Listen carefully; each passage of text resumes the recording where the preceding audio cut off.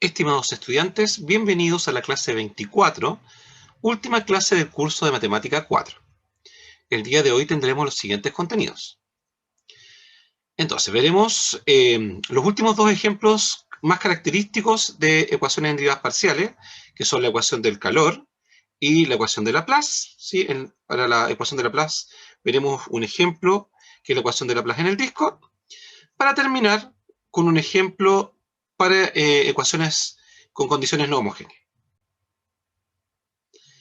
Vamos a la ecuación del calor. La ecuación del calor describe la variación de la temperatura en una región a lo largo del tiempo. En este caso, de la ecuación del calor en una dimensión, describiría la temperatura en una barra de longitud L en el tiempo T y se expresa de la siguiente forma. Entonces tenemos la ecuación, que es la derivada de u con respecto de t, igual a lambda al cuadrado por la segunda derivada de u con respecto de x, a partir de un tiempo positivo. ¿Sí? X se va a mover en un intervalo de 0 a L. Tenemos u de 0x igual a f de x, de nuevo x para entre 0 y L. Y tenemos estas condiciones de borde, u de t, 0 igual a u de t, L igual a 0 para t positivo. Entonces, estas condiciones, que son las condiciones de contorno que hablamos recién, nos indican que la temperatura en los extremos de la barra es constante e igual a 0. Entonces, para todo instante de tiempo, ¿no es cierto?, la temperatura en los bordes, ¿no es cierto?, en los extremos, para 0 y para L, que son los extremos de la barra, son constantes e iguales a 0. Mientras que la condición u de 0x igual a f de x nos habla de t igual a 0, es una condición inicial e indica la distribución de la temperatura en la barra en el instante inicial, tiempo igual a 0. El valor alfa es una constante que se llama difusividad térmica y depende del material que forma la barra. Vamos a utilizar el método de separación de variables para resolver esta ecuación. Entonces, en el ejemplo tenemos obtener la distribución de temperatura en una barra de longitud pi, así que ahí el L es pi, aislada del exterior, cuyos extremos se mantienen constantemente con temperatura 0, sabiendo que la distribución inicial para el tiempo igual a 0 de la temperatura está descrita por la función f de x igual a seno al cuadrado de x. Así que tenemos la formulación matemática, bueno, la ecuación que teníamos, la ecuación de calor. Para el tiempo 0, ¿no es cierto?, dijimos que la temperatura está descrita por la función seno cuadrado y tenemos las condiciones de contorno, ¿no es cierto?, para x igual a 0 y para x igual a pi, y para todo instante de tiempo, ¿no es cierto?, la temperatura va a ser fija igual a 0. Entonces tenemos la ecuación, que es u de t igual a k por uxx, y utilizaremos entonces el método de separación de variables para resolver. Así que consideramos una solución de la forma u de xt, que va a ser el producto de dos funciones, una que depende solo de x y otra que depende solo de t. Por simplicidad lo escribiremos xt. Vamos a derivar, ¿cierto?, según nuestra ecuación. Al lado izquierdo tenemos la primera, una sola derivada con respecto de t, así que nos queda x por t'. Igual, la constante queda fija y la derivada de la función dos veces con respecto de x, por eso nos queda x' por t.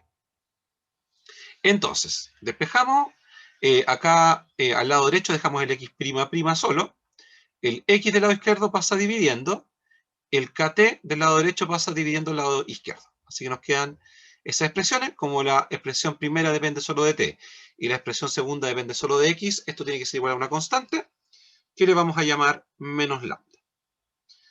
Despejando tenemos las siguientes ecuaciones. Entonces, pasando el kt multiplicando, nos queda menos lambda kt, pasamos al lado izquierdo, y nos queda la segunda ecuación, t' más lambda kt igual a 0, y de la segunda igualdad, el x' partido por x, el x multiplica menos lambda, pasa al lado izquierdo, y nos queda x' más lambda x igual a 0.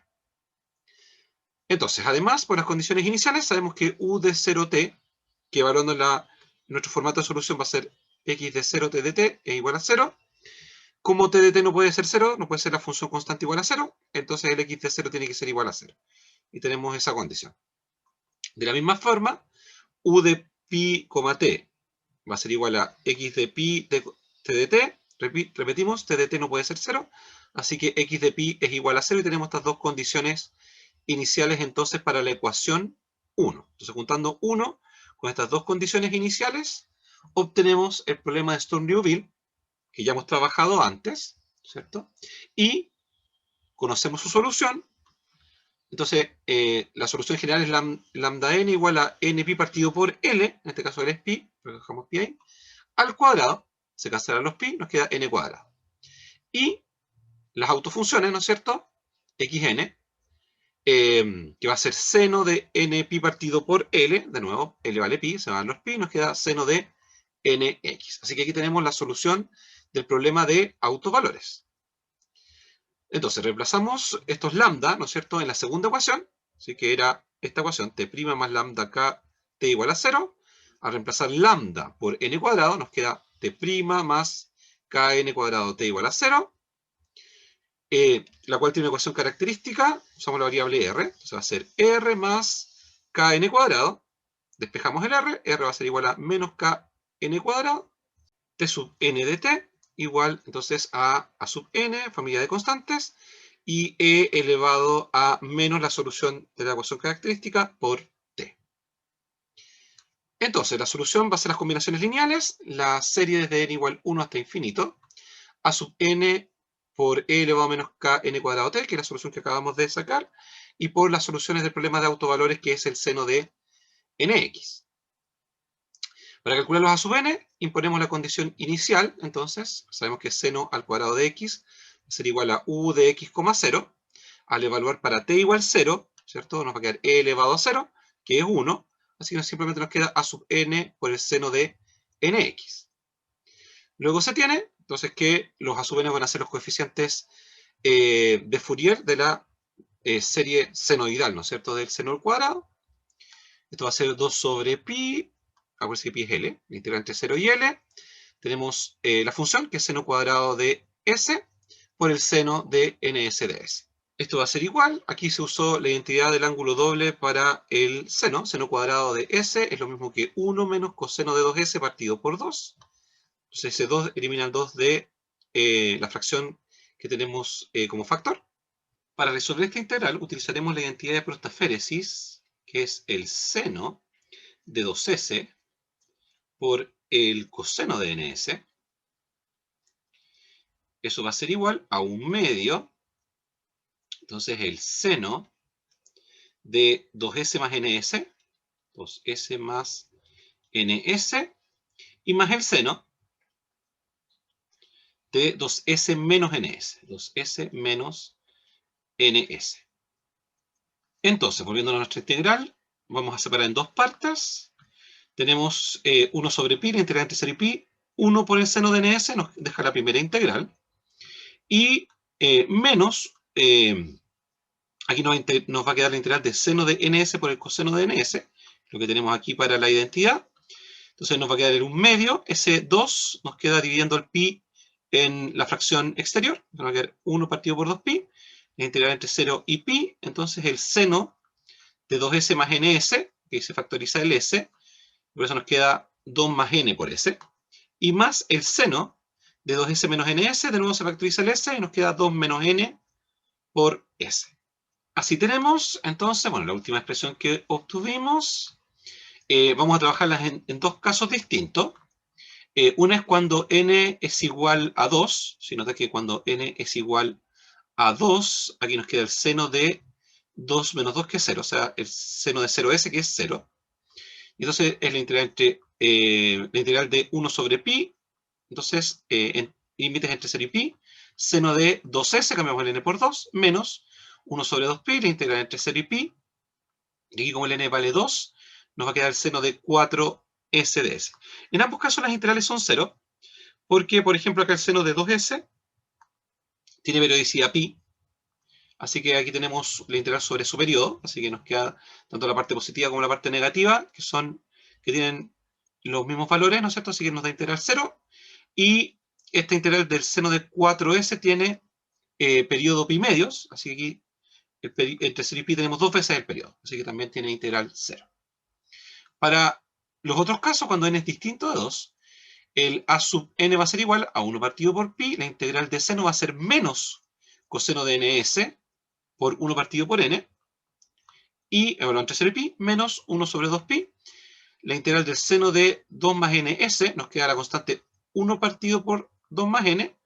La integral del seno es menos coseno, pues nos queda el signo menos, y el coseno de 2 más ns. De la misma forma, al integrar el seno de 2 menos ns, nos queda 1 partido por 2 menos n, lo tenemos ahí. El signo menos porque la integral del seno es menos coseno, y el coseno entonces de n menos 2s evaluado entre 0 y pi. Vamos a ir evaluando. El 1 sobre n lo multiplicamos con el 1 sobre pi, nos queda ahí. Como tiene signo menos, vamos a evaluar primero en 0 y después lo vamos a evaluar en pi, así sacamos el signo menos de ahí. Entonces, el coseno de ns evaluado en 0 nos va a quedar el coseno de 0, y el coseno de 0 es siempre 1. Y menos la evaluación en pi, nos va a quedar el coseno de npi, y el coseno de npi es menos 1 elevado a n. Continuamos, menos 1 sobre 2pi. El 1 sobre 2 más n lo tenemos acá como divisor, ¿no es cierto? Y de nuevo, como tenemos signo menos, para que nos quede con más, vamos a evaluar primero en 0 y luego en pi. La evaluación en 0 nos va a quedar el coseno de 0, eso es 1. Y menos la evaluación en pi, que nos va a quedar el coseno de 2 más npi. Y más, aquí tenemos el denominador que es 2 menos n. De nuevo, como tenemos signo menos, evaluaremos primero en 0 y después en pi, para sacar ese signo. La evaluación del coseno de 2 menos n s en 0 es coseno de 0, que es 1. Y menos la evaluación para pi, que nos va a quedar el coseno de 2 menos n pi. Tal cual lo que tenemos ahí. Es decir, vamos a ir cambiando los cosenos. Tenemos que el coseno de 2 más n pi, ¿cierto? Va a ser lo mismo que menos 1 elevado a n. ¿Sí? Podemos notar que, por ejemplo, bueno, va a ir cambiando de signo según el n sea positivo, par o impar. Por ejemplo, si n es 1, nos va a quedar el coseno de 3pi, que es lo mismo que el coseno de pi, ¿no es cierto? Que es menos 1. Así que ahí nos queda lo mismo que menos 1 elevado a 1. Después, si n vale 2, por ejemplo, nos va a quedar el coseno de 4pi, que es lo mismo que el coseno de 0, o sea, 1. Le queda positivo, y entonces ahí vamos viendo. Con los impares queda negativo y con los pares queda positivo. Así que nos queda el menos 1 elevado a n, exactamente lo mismo que va a pasar con el coseno de 2 menos n pi. También es menos 1 elevado a n. Así que tenemos aquella expresión. Juntando, el mínimo común acá va a ser 2 por n, el n más 2 y el 2 más n y el 2 menos n, que es una suma por su diferencia. Aquí podemos notar que 1 menos 1 elevado a n, ¿no es cierto?, está en las tres expresiones, así que lo factorizamos en todos los casos, es lo que nos queda ahí. ¿Sí? Entonces, en esta primera expresión, que tiene solamente n, nos va a quedar 2 por 4 menos n cuadrado en el numerador.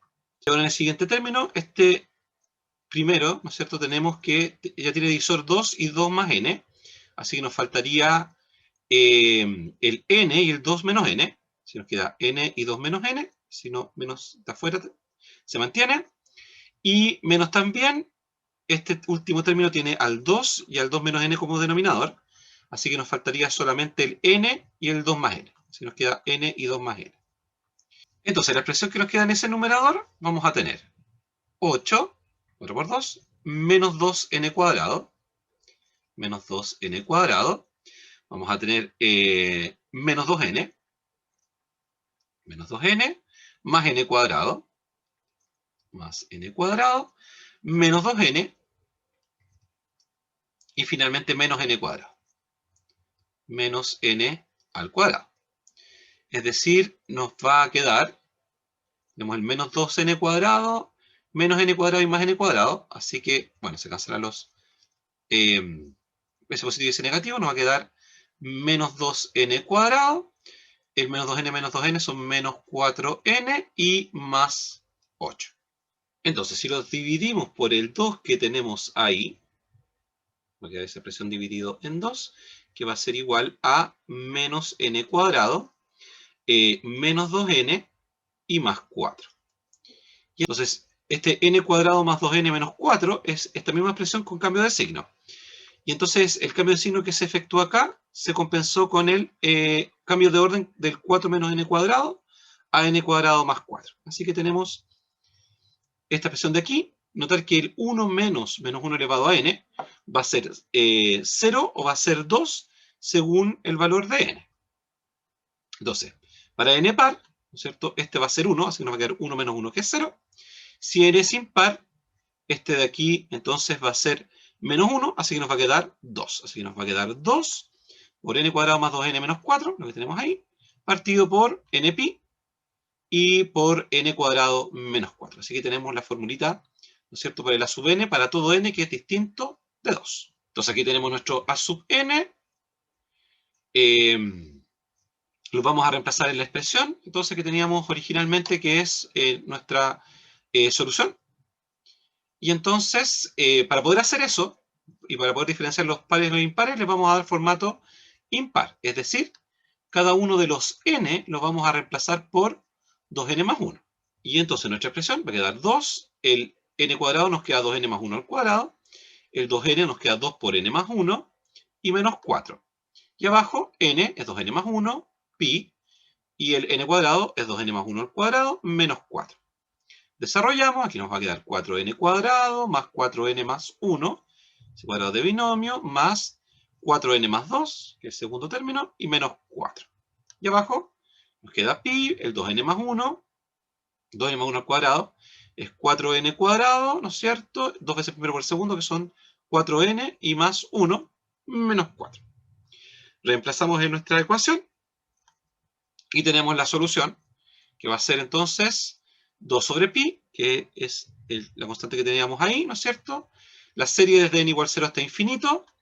Aquí nos queda 4n cuadrado, 4n más 4n, que son 8, y 1 más 2 y menos 4, que es menos 1. Así que 4n cuadrado más 8n menos 1, abajo pi, 2n más 1, el pi este lo teníamos extraído, y finalmente 4n cuadrado más 4 y menos 3. Así que ahí están nuestros coeficientes de Fourier. E elevado a menos k por 2n más 1, ahí cambiamos el n por 2n más 1 también, al cuadrado t, y por el seno, que antes era de nx, ahora es 2n más 1x. Así que cambiamos todos los n por 2n más 1, así solamente nos quedan los términos distintos de 0. Y ahí tenemos entonces la solución final de nuestra ecuación. Vamos ahora con la ecuación de Laplace. Entonces, la última de las ecuaciones clásicas en derivadas parciales que vamos a tratar en esta sección es la llamada ecuación de Laplace, en dos dimensiones, que tiene la siguiente forma. Entonces, aquí tenemos el operador de Laplace, o el operador laplaciano, que es la suma de las segundas derivadas parciales de la función. Entonces, sería la segunda derivada de la función con respecto de x, más la segunda derivada con respecto de y de la función, igual a 0, donde, como decía, el operador nable es el operador de Laplace. Utilizaremos las variables espaciales para indicar que mientras que las ecuaciones de calor y onda representan modelos físicos que cambian con el tiempo, la ecuación de Laplace es estática y representa una condición de equilibrio, como el potencial gravitatorio o el electrostático, o como la temperatura en una sección plana. Esta ecuación se plantea solo con condiciones de contorno, sobre la frontera del recinto donde se cumple la ecuación, que tiene que tener cierta regularidad. Estas condiciones de contorno pueden ser de dos tipos. Entonces, primero hablaremos de las condiciones de tipo Dirichlet.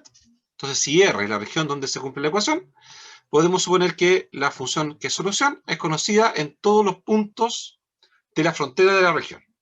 Son condiciones entonces en la función U. Entonces, supongamos, por ejemplo, que el recinto es un rectángulo de lados A y B, es decir, R es desde 0A cruz 0B, y que tenemos el problema de Laplace de la siguiente forma. Entonces, el laplaciano igual a 0, el x se mueve entre 0 y A, y el y entre 0 y B, es decir, tenemos un rectángulo. Conocemos estas condiciones, U de x, 0, esto es para y igual a 0, ¿cierto? Y U de x, B, donde ahora tenemos el y fijo igual a B, ¿sí? Igual a 0. Entonces ahí el x se mueve entre 0 y A. Después tenemos U de 0, i, o sea que el x fijo igual a 0 va a ser 0, para i moviéndose entre 0 y B. Y finalmente U de A, i, aquí el x fijo igual a A, el y se mueve entre 0 y B. Entonces en toda esa línea, ¿no es cierto?, la solución va a cumplir que va a ser igual a la función f de y. Así que tenemos los cuatro las 4 líneas que corresponden al borde del rectángulo, ¿no es cierto?, cubierta a través de nuestras condiciones de contorno. El segundo tipo de condiciones son los que se le llama de tipo Newman. Podemos suponer que conocemos el vector normal a la región R en toda la frontera. Así que son condiciones impuestas para las derivadas parciales. Entonces las derivadas parciales con respecto de X y con respecto de Y. Por ejemplo, tenemos la Laplaciana igual a 0. De nuevo, X se mueve entre 0 y A y el Y se mueve entre 0 y B, rectángulo. Y aquí, fíjense, tenemos condiciones para todas las derivadas parciales. Así que vamos a ver qué pasa con entonces los vectores normales en la frontera. Para X, 0 vale 0, con X entre 0 y A, ahí tenemos un lado. La deriva parcial de U con respecto de Y en X, B, B fijo, así que moviéndose el X entre 0 y A, tenemos otro lado. La deriva parcial de U con respecto de X en 0Y, o sea, el X fijo igual a 0, va a ser igual a f de Y, esto para todo Y entre 0 y B, sería el tercer lado, y el cuarto lado, entre 0 y B, el Y, corresponde entonces aquí la derivada de U con respecto de X en A, entonces X fijo igual a A, Y igual a 0. En ambos casos vamos a utilizar el método de separación de variables y expresaremos la solución U de X, Y como producto de funciones independientes en cada variable, como lo hemos estado haciendo hasta ahora. Entonces, ahora vamos a trabajar la ecuación de Laplace en el disco. Es un caso particular, aquí la región es un disco. Entonces, la primera cosa que vamos a mirar es que nuestra ecuación de Laplace, ¿sí? La vamos a tener que trabajar en coordenadas polares. Así que en coordenadas polares queda de la siguiente forma. Sabemos que X es igual a R por el coseno de teta, Y es igual a R por el seno de teta. El radio, ¿no es cierto?, es igual a la raíz de X cuadrado más Y cuadrado. Luego corresponde a la norma, ¿no es cierto?, del vector. El ángulo θ es el arco tangente de Y partido por X. Y tenemos las derivadas. La derivada de R con respecto de X, que es X partido por la raíz de X cuadrado más Y cuadrado. Entonces hay que notar que se derivó esa raíz.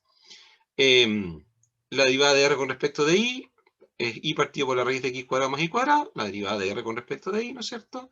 Y así tenemos las otras derivadas. La derivada de θ con respecto de X, que es la derivada del arco tangente, es menos Y partido por X cuadrado más Y cuadrado. La derivada de θ con respecto de Y va a ser X partido por X cuadrado más Y cuadrado. La derivada de R, derivada dos veces con respecto de X, va a ser Y cuadrado partido por X cuadrado más Y cuadrado elevado a 3 medios. La derivada segunda con respecto de Y de R, X cuadrado partido por X cuadrado más Y cuadrado elevado a 3 medios. Y las derivadas de θ con respecto de X dos veces, 2xy partido por X cuadrado más Y cuadrado al cuadrado. Y la segunda derivada con respecto de Y, que sería menos 2xy partido por X cuadrado más Y cuadrado al cuadrado. Todas estas derivadas son fácilmente verificables utilizando nuestras reglas de derivación. Entonces, para transformar nuestra ecuación Laplaciana igual a 0 a coordenadas polares, vamos a tener que trabajar nuestra ecuación, cada parte de la ecuación, a través de la regla de la cadena. Así que, bueno, la segunda derivada de U con respecto de X, esta expresión que tenemos acá, la vamos a detallar un poquito. Entonces, sabemos que U va a depender de R y de θ, y tanto R como θ dependen de X y de Y.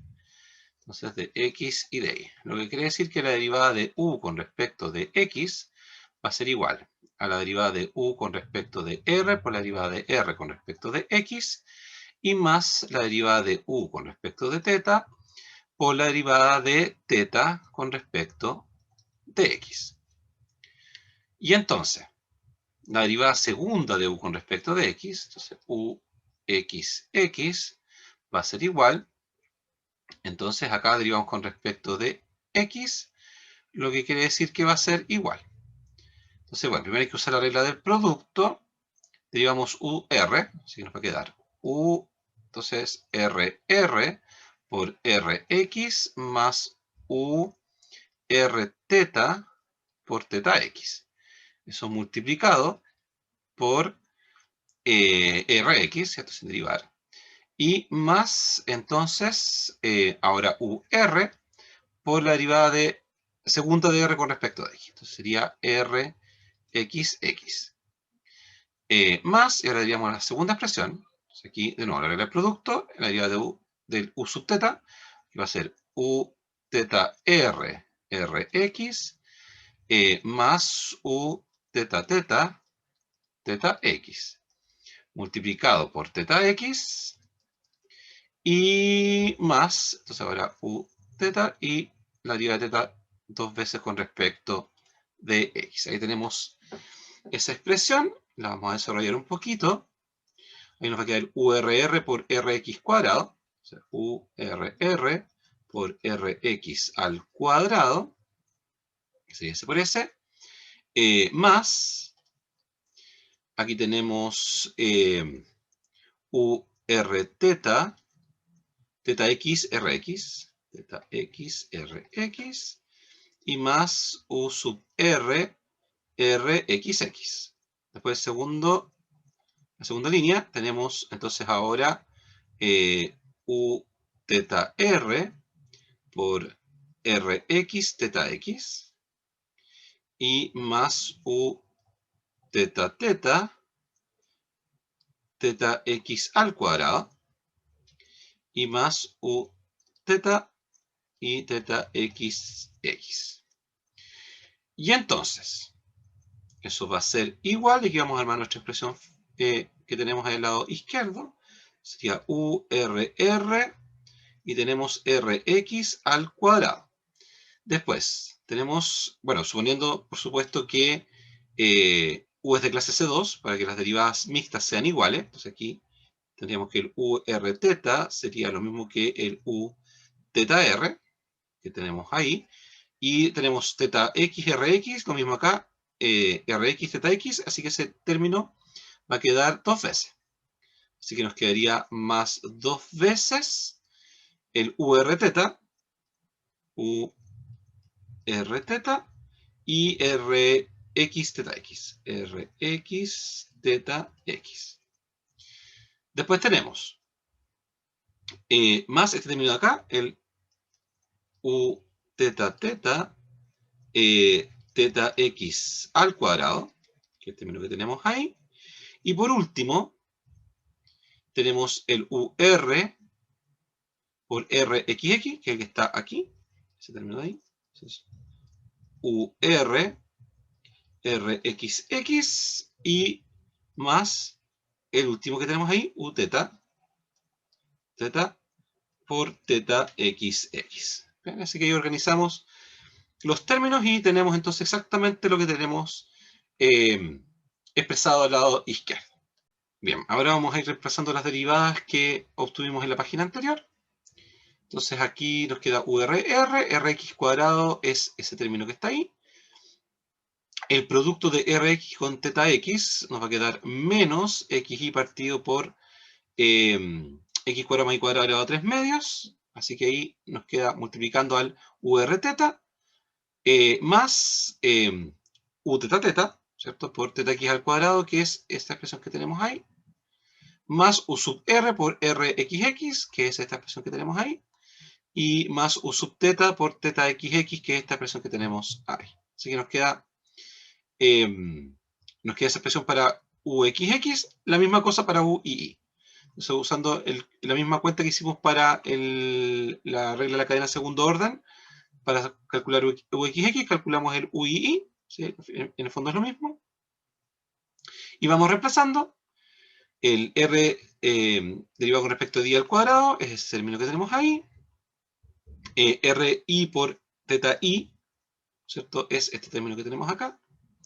Después teta i al cuadrado es ese término que tenemos ahí.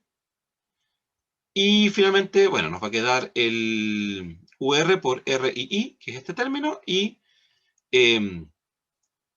menos, ¿no es cierto?, el u sub teta, que es ese, ¿cierto?, por teta ii, que es ese término que tenemos ahí. Se suman las expresiones, ¿no es cierto?, para obtener el laplaciano, y entonces podemos notar que al sumar el urr que tenemos aquí con el urr que tenemos ahí, ¿sí?, al sumar tiene el mismo denominador, y al sumar los numeradores nos va a quedar x cuadrado más y cuadrado. Así como está partido por x cuadrado más y cuadrado, nos va a quedar igual a 1.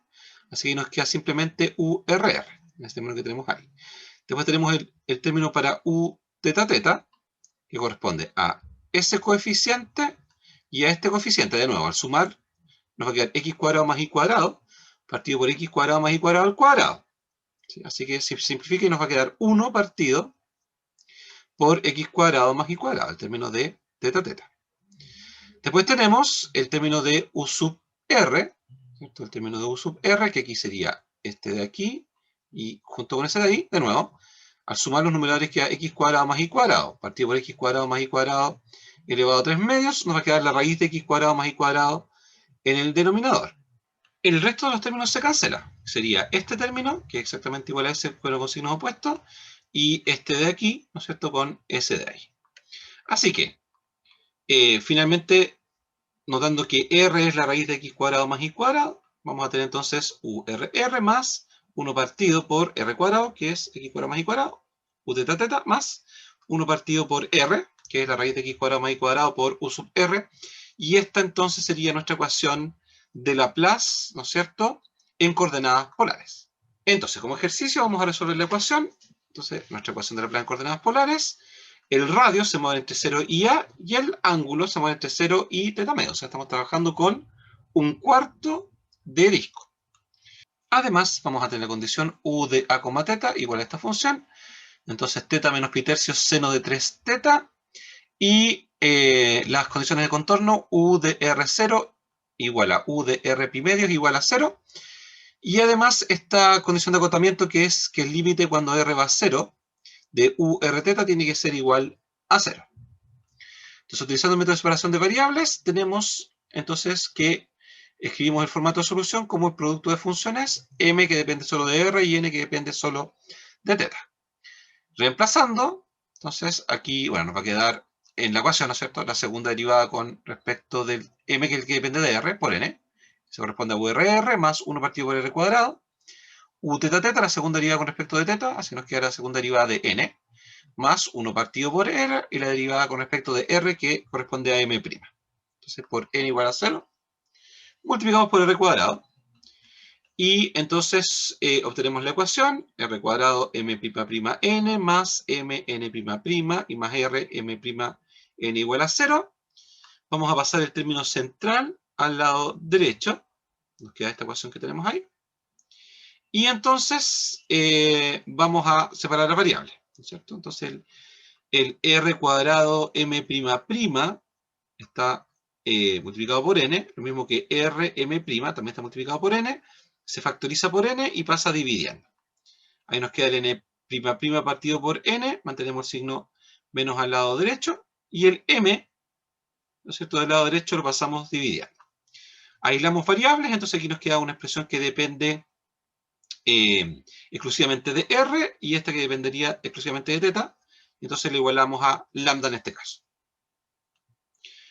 Despejamos y obtenemos las siguientes dos ecuaciones. La primera, ¿no es cierto?, que va a ser, bueno, multiplicar el n por el lambda de acá y pasar al lado derecho, ¿no es cierto? Cambiamos los signos y nos queda n' más lambda n igual 0. Y la ecuación 2, que corresponde a multiplicar m por lambda y pasar al lado izquierdo. R cuadrado m'' más rm' más lambda m igual a 0. Y entonces vamos a trabajar primero con la ecuación 1, nuestro problema de autovalores,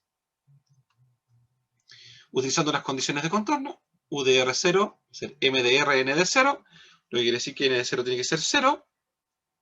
Además, u de R pi medios es m de R por n de pi medios, así que n de pi medios tiene que ser igual a 0. Y obtenemos entonces el problema, ¿no es cierto?, de Stone-Liouville, uno de los problemas conocidos, ¿no es cierto?, que hemos trabajado, y que tiene solución autovalores. Entonces, recuerda que los autovalores son lambda n igual a n pi partido por L al cuadrado.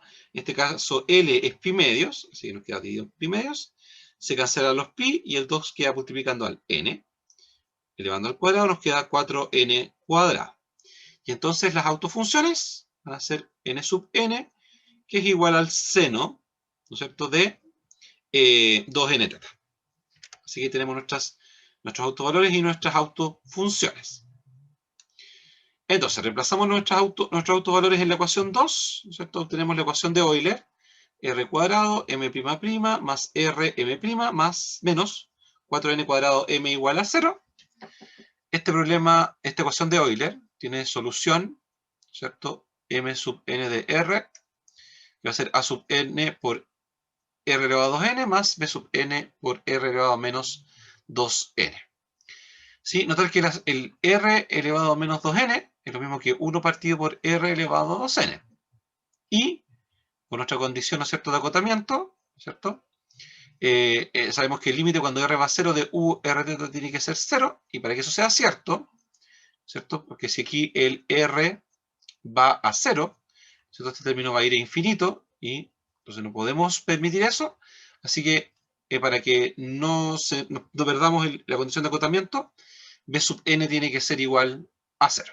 Así que los coeficientes b sub n serán a 0 si no tenemos este término malo. Entonces, para todo n natural, y entonces tenemos nuestro formato de solución. U r teta, que va a ser la sumatoria de n igual a 1 hasta infinito, a sub n por r elevado a 2n, que es lo que nos quedó de la solución de la ecuación 2, y por el seno de 2n teta, que son las autofunciones de nuestro problema de autovalores. La condición que f de teta, que es igual a u de a, teta, ¿no es cierto?, es igual entonces a reemplazar aquí en a, ¿no es cierto?, y reemplazando en a el r, entonces a sub n, a elevado a 2n por el seno de 2n teta. ¿Ya?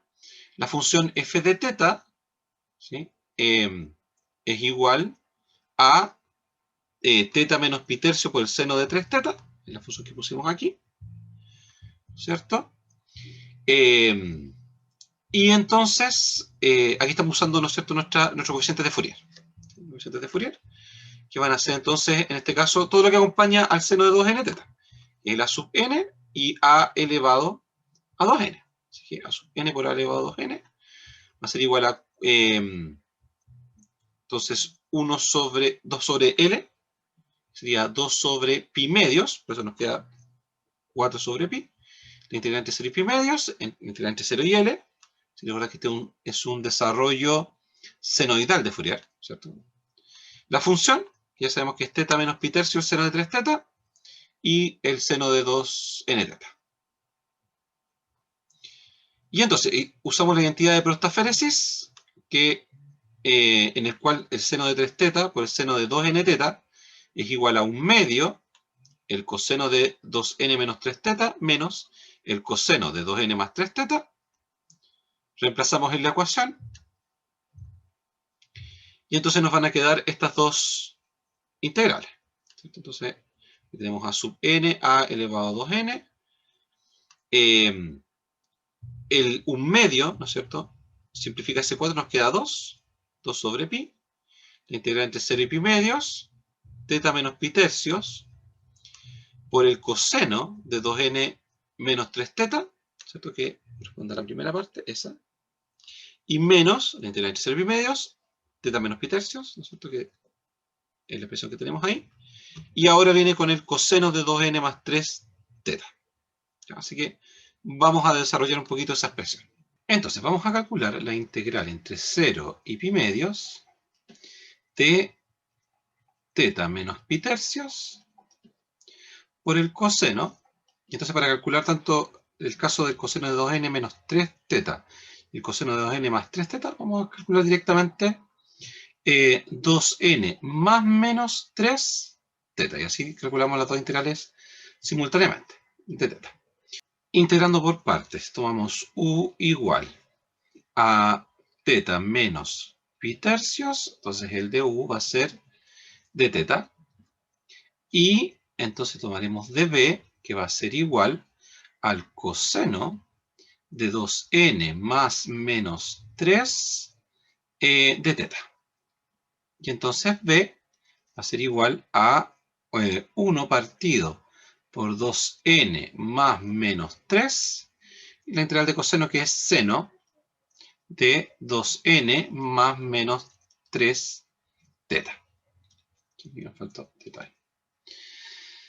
Y entonces, eso va a ser igual, entonces, u por v va a ser igual a teta menos pi tercios por 1 partido por 2n más menos 3 el seno de 2n más menos 3 teta, esto evaluado entre 0 y pi medios, menos 1 partido por 2n más menos 3, la integral entre 0 y pi medios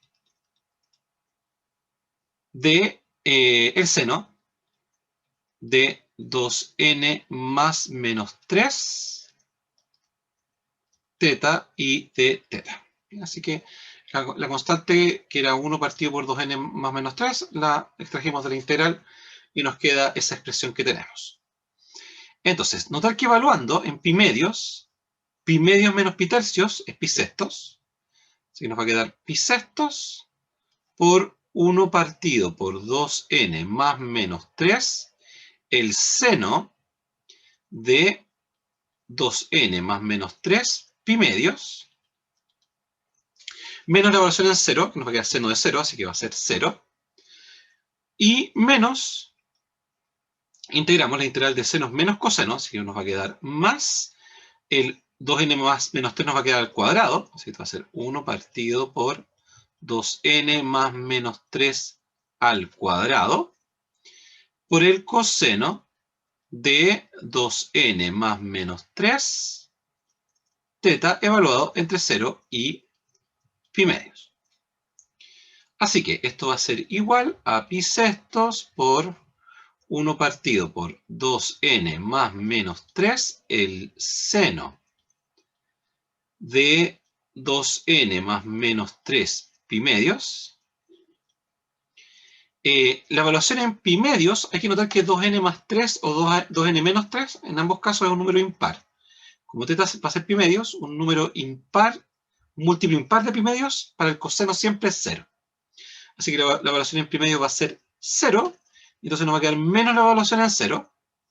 Entonces menos la evaluación en 0, pero la evaluación en 0, el coseno de 0 vale 1. Así que nos va a quedar menos la constante, que es 1 partido por 2n más menos 3 al cuadrado. Bien, así que ahí tenemos el resultado de nuestra integral. ¿Sí? Ahora volvemos al lado izquierdo y queremos calcular esa integral. Eso quiere decir que a sub n por a elevado a 2n va a ser igual a 2 sobre pi multiplicado. Entonces, esta integral para 2n menos 3, entonces 2n menos 3 nos va a quedar pi sextos por 1 partido por 2n menos 3, el seno de 2n menos 3 veces pi medios, menos 1 partido por 2n menos 3 al cuadrado. Y menos la integral para 2n más 3. O sea, nos va a quedar menos, vamos a bajar acá abajo, menos pi sextos por 1 partido por 2n más 3, el seno de 2n más 3 pi medios, y menos nos va a quedar más 1 partido por 2n más 3 al cuadrado. Así que esa sería la expresión de nuestra integral. Y entonces vamos a hacer el análisis del seno de 2n menos 3 pi medios. Notar que si n es igual a 1, entonces vamos a tener el seno de 2 menos 3, o sea, menos pi medios. Seno de menos pi medios es menos 1. Si n es igual a 2, ¿no es cierto? Vamos a tener 4 menos 3 es 1, entonces va a ser el seno de pi medios. Y el seno de pi medios es igual a 1. Entonces podemos notar que partimos con menos, ¿no es cierto? Y se va a ir intercalando. Así que esto va a ser lo mismo que menos 1 elevado a n. Por otro lado, el seno de 2n más 3 pi medios, para n igual a 1, vamos a tener, entonces 2 por 1 que son 2 más 3, 5 pi medios. Y 5 pi medios es, el seno de 5 pi medios va a ser igual a 1. Y ahora, para n igual a 2, nos va a quedar 4 más 3, 7 pi medios. Y 7 pi medios es menos 1. El seno de 7 pi medios es menos 1. Así que, en este caso, hay un desfase del signo, nos va a quedar menos 1 elevado a n más 1. Así que, si lo reemplazamos la expresión, tenemos que a sub n por a elevado a 2n va a ser igual a 2 sobre pi por pi sextos. Ya dijimos, el seno de 2n menos 3 pi medios es menos 1 elevado a n, así que nos va a quedar por menos 1 elevado a n partido por 2n menos 3, en la primera expresión, menos 1 partido por 2n menos 3, menos pi sextos, aquí por menos 1 elevado a n más 1, dividido, ¿no es cierto?, en 2n más 3, n más 3, y finalmente más, entonces 1 partido por 2n más 3 al cuadrado. Entonces, eso quiere decir que a sub n por a elevado a 2n va a ser igual 2 sobre pi.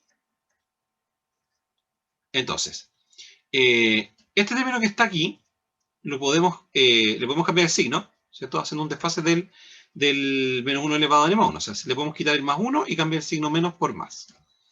Así que esos dos términos los vamos a escribir aquí. Pi sextos por menos 1 elevado a n partido por 2n menos 3. Cambiamos a más. Pi sextos por menos 1 elevado a n, cambiamos el signo, por 2n más 3. Y vamos a trabajar los otros dos. Voy a dejar el cuarto término primero. Entonces, más 1 partido por 2n más 3 al cuadrado, menos 1 partido por 2n menos 3 al cuadrado. Entonces, tenemos 2 sobre pi. En los dos primeros términos vamos a factorizar por pi sextos y por menos 1 elevado a n. Nos va a quedar factor de 1 partido por 2n menos 3 más 1 partido por 2n más 3. Y aquí, más, el mismo con múltiplo, el producto de los denominadores va a quedar una suma por su diferencia al cuadrado. Nos va a quedar básicamente 4n al cuadrado menos 9 al cuadrado. Y aquí arriba nos va a quedar el 2n menos 3 al cuadrado, eso es 4n cuadrado menos 2 por 2, 4 por 3, 12n, 12n más 9, y menos este segundo cuadrado de binomio, que va a ser 4n cuadrado más, menos 12n, ¿cierto? Menos 12n y menos 9. Y entonces esto va a ser igual a 2 sobre pi por, al sumar estas dos fracciones, esto va a quedar pi sextos por menos 1 elevado a n, el mínimo común va a ser 4n al cuadrado menos 9, se suma por su diferencia, y nos va a quedar 2n más 3 más 2n menos 3. Así que se van a ir los 3, nos va a quedar básicamente 4n en el numerador. Y aquí, más, ¿no es cierto? Más.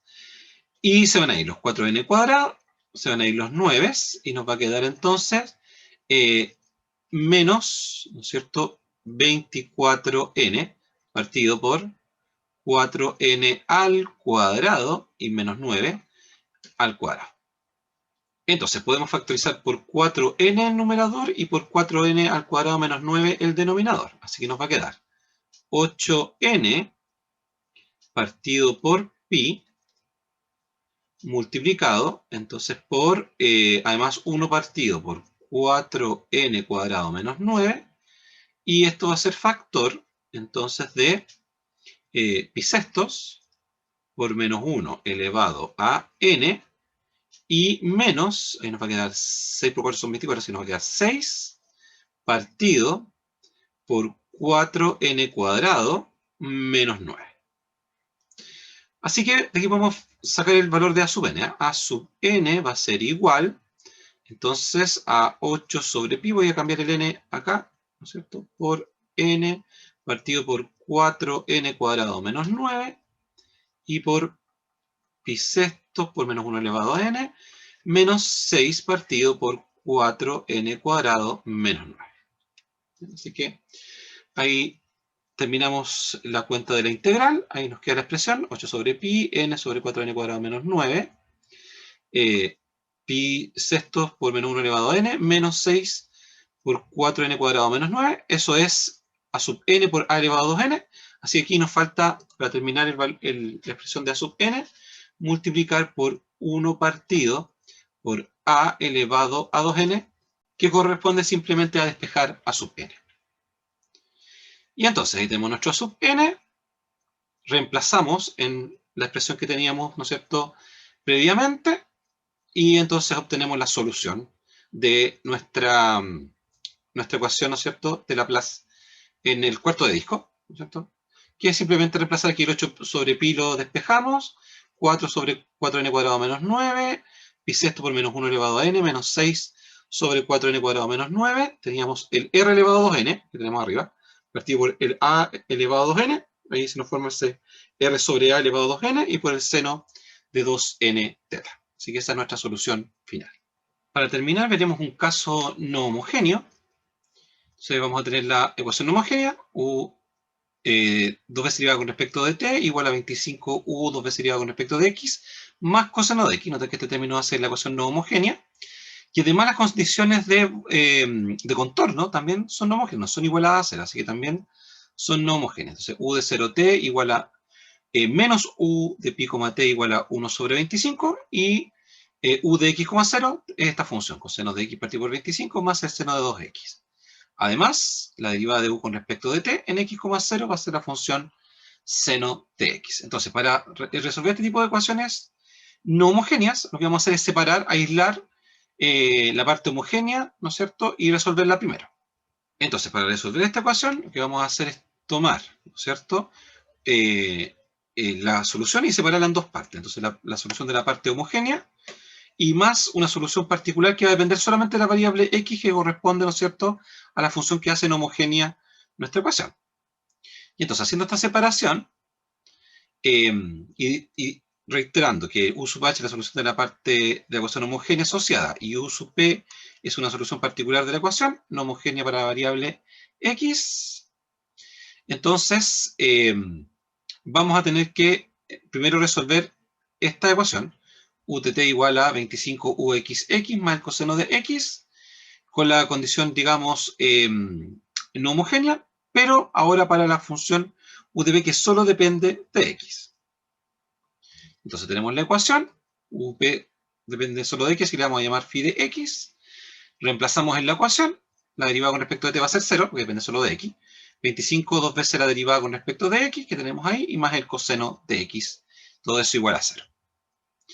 Entonces, despejando, empezamos el coseno restando y dividido por 25, nos queda esta ecuación de integración directa, ¿no es cierto? Integramos una vez la integral de coseno a seno, así que nos va a quedar manteniendo el signo dividido por 25, más una constante 1, volvemos a integrar, y nos va a quedar entonces phi de x igual a coseno de x partido por 25, la integral de seno es menos coseno, así que ahí se va ese signo. La integral de C1 es C1 por x, más una segunda constante de integración. Aquí podemos notar al tiro que si evaluamos para x igual a 0, el coseno de 0 es 1, así que nos queda 1 partido por 25. Nos daría al tiro ese valor de ahí, así que si eso fuese 0, nos satisface de inmediato. Y también, si evaluamos en pi, ¿sí?, notar que u de pi, t tiene que ser igual a menos 25, ¿cierto? Así que al evaluar en pi, el coseno de pi es menos 1, así que nos va a quedar inmediatamente menos 1 partido por 25. También se satisface al tiro la segunda parte si tanto esta como esta es igual a 0. Y eso es exactamente lo que vamos a obtener ahora. Entonces, evaluando en 0, igualando a 1 partido por 25, phi de 0 tiene que ser igual a 1 partido por 25, así que la constante 2 va a ser igual a 0. Lo mismo va a pasar a evaluar en pi, que tiene que ser menos 1 partido por 25. Así que phi de pi tiene que ser menos 1 partido por 25, lo que se cumple si C1 es igual a 0. Así que ambas constantes son iguales a 0. Nuestra solución particular va a ser coseno de x partido en 25. Ahora, u sub h, que es la solución de la parte homogénea, tiene que satisfacer la ecuación homogénea. O sea, la segunda derivada de u con respecto de t igual a 25, la derivada segunda con respecto de x. Ahí sacamos el coseno, ahí nos queda homogénea. Y las condiciones de contorno también nos quedan ahora homogéneas igualadas a 0. Entonces, como siempre, trabajamos con el método de separación de variables. separamos en dos funciones que dependen cada una de la variable correspondiente y reemplazamos en la ecuación. Entonces, la ecuación u sub tt igual a 25 u sub xx nos va a quedar, o sea, la segunda derivada con respecto de t, xt' igual a 25, la segunda derivada con respecto de x, x' por t. Separamos variables, t' partido por 25t es igual a x' partido por x. Como cada una depende de sus variables, tiene que ser igual a una constante, le llamamos menos lambda. Y separamos en dos ecuaciones. Entonces tenemos x' más lambda x. Aquí, como siempre, x multiplica menos lambda y pasa restando al lado izquierdo. Queda x' más lambda x igual a 0. Y la segunda ecuación, el 25t multiplica menos lambda y pasa al lado izquierdo, obteniendo la ecuación 2. Y entonces, agregando las condiciones, ¿no es cierto?, de contorno, u de 0t va a ser x de 0t de t, así que x de 0 tiene que ser 0. Y u de pi, t, que es x de pi t de t igual a 0, así que x de pi tiene que ser igual a 0. Obtenemos el problema de Sturm-Liouville, conocido, ¿no es cierto?, cuyas soluciones son lambda n, n pi partido por l, el L es pi, así que se cancelan los pi, nos queda n cuadrado. Y las autofunciones xn, seno de n pi partido por lx, se van los pi, ¿no es cierto? Y nos queda el seno de nx. Reemplazando lambda n en la ecuación 2, obtenemos esta ecuación. Su ecuación característica es u cuadrado más 25n cuadrado igual a 0. Despejamos el u cuadrado, ¿cierto? Después extraemos raíz, ¿no es cierto? Nos quedan raíces complejas, así que la solución va a ser t sub n igual a sub n coseno de 5nt más b sub n seno de 5nt. Y entonces formamos nuestra solución general. La serie, ¿no es cierto?, de n igual a 1 hasta infinito. La solución de la ecuación 2, ¿cierto? Por, ¿no es cierto?, las autofunciones del problema de autovalores y más, ¿no es cierto?, nuestra solución de la particular de la parte no homogénea. Entonces, tenemos que, si evaluamos en t igual a 0, ¿no es cierto?, aquí nos va a quedar el seno de 0, esta parte desaparece. Nos va a quedar entonces el seno de nx, aquí el coseno de 0 vale 1, así que nos quedan los a sub n. Por 1, este va a ser 0, el seno de nx, y más el coseno de x partido por 25, y la condición nos decía que eso debe ser igual a coseno de x partido por 25 más el seno de 2x. Simplificamos los cosenos, y entonces esto tiene que ser igual al seno de 2x. Entonces, podemos notar que para que esto sea cierto, el n tiene que ser igual a 2, ¿no es cierto? Entonces, el n, para n distinto de 2 va a tener que ser 0, los a sub n, y el a sub 2 va a ser igual a 1, para que se nos cumpla la condición. Repito, se cancelan los cosenos. Y entonces, para que estos sean iguales, el n debe ser 2, así que solo para n igual 2, el a sub n va a ser igual a 1, y el resto de los a sub n va a ser igual a 0. Reemplazamos en nuestra ecuación principal. Entonces nos va a quedar, cuando n vale 2, ¿no es cierto? Aquí nos va a quedar el coseno de 10t, el a sub 2 vale 1. Así nos va a quedar 1 por el coseno de 10t y por el seno de 2x, eso es la expresión que nos aparece ahí, y más el resto, que va a ser b sub n por el seno de 5nt, ¿no es cierto? Nos falta trabajar con eso, por el seno de nx, y más el coseno de x partido en 25. Finalmente, considerando la expresión que obtuvimos en el paso anterior, ahora vamos a imponer la segunda condición, derivamos con respecto de t. Entonces aquí, este es el término que depende de t, la derivada de coseno va a ser menos seno de 10t, y por la derivada de 10t, que es 10. Se mantiene el seno de 2x fijo, y más, aquí también, la parte que depende de t es el seno, la derivada va a ser coseno de 5nt, por la derivada de 5nt con respecto a t, que son 5n. Mantiene el b sub n y el seno de nx. La derivada de coseno de x partido por 25 va a ser igual a 0. Y ahora evaluamos en 0, t igual a 0. Al evaluar en t igual a 0, este seno desaparece, ¿cierto? Y nos va a quedar entonces la serie desde n igual a 1 hasta infinito de 5n b sub n coseno de 5nt, que va a ser el coseno de 0, que es 1, por el seno de nx. Y eso tiene que ser igual, según nuestra condición, al seno de x. Así que esto se cumple solamente cuando el n vale 1, ¿no es cierto? Y entonces el 5n b sub n va a tener que ser igual a 1. Por lo tanto, b sub 1 va a ser igual a un quinto. Entonces, con n igual a 1, si aquí este es un quinto, se cancelan los 5, nos queda 1, ¿cierto? Y b sub n va a tener que ser 0 para todos los n distintos de 1. Y por lo tanto, reemplazando en la ecuación, vamos a tener, entonces, el coseno de 10t seno de 2x. De esta serie solo nos queda, cuando el b sub 1, que es un quinto, el seno de 5t, n igual a 1, ¿cierto? Y el seno de 1x, que es el seno de x, y más el coseno de x partido por 25, que era la solución particular de la parte no homogénea. Muy bien, con esto concluimos nuestra clase de hoy y también el curso de Matemática 4. En representación del Departamento de Matemática, les agradecemos por seguir esta serie de videos que fueron diseñados para complementar sus estudios. Espero que hayan sido muy provechosos para ustedes. Hasta siempre y mucho éxito en el fin de semestre.